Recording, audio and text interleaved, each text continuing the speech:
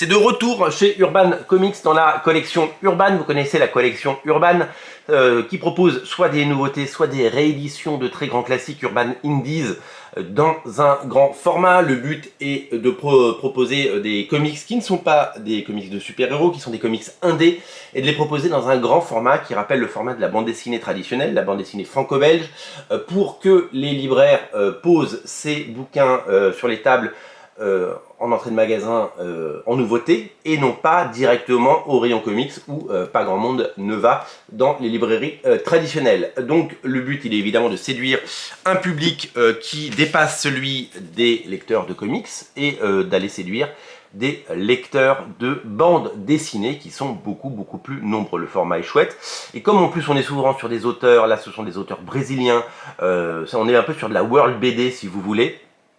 On pense à Leila Star, Ramvi est d'origine indienne, le dessinateur est portugais, voilà, on est vraiment sur un grand melting pot absolument génial et talentueux d'auteurs venant du monde entier qui nous propose des séries absolument fabuleuses. Moi j'aime beaucoup ce format, je dois vous avouer, je trouve que c'est vraiment très agréable de découvrir des séries comme Decorum de Jonathan Hickman, East of West, Leila Star dont on a parlé, la série bien entendu Descender, le tome 2 arrive en novembre et on est ravis de pouvoir vous le proposer, la couverture est magnifique, Descender qui va enfin arriver, on va avoir l'intégralité de Descender dans 2 volumes, ça permet de redécouvrir des chefs-d'œuvre en grand format et ça permet de mettre en valeur les dessins magnifiques des auteurs et le travail surtout parce que l'édition est magnifiquement travaillée, soignée, façonnée, c'est absolument superbe. Voilà, donc avant la sortie de Paper Girls, puisque Urban a décidé de ressortir Paper Girls de Brian K. Vaughan dans le même format qui devrait arriver cette semaine,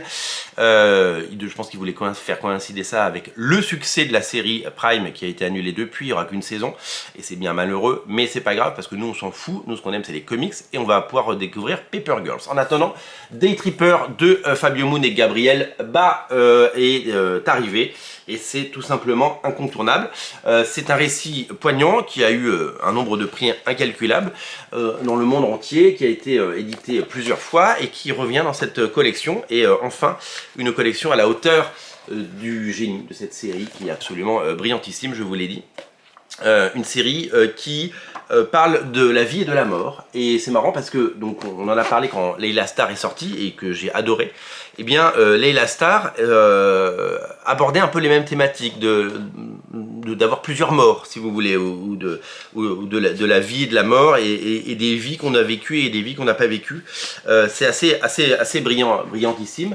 Et donc cette saga elle est particulièrement géniale parce qu'elle nous emmène évidemment vers quelque chose qu'on n'a pas l'habitude de voir et qui est magnifiquement maîtrisé au niveau de l'écriture et au niveau du dessin, avec ce dessin absolument génial par des auteurs qu'on adore. Voilà, je vous invite vraiment à découvrir cette série, c'est une histoire complète.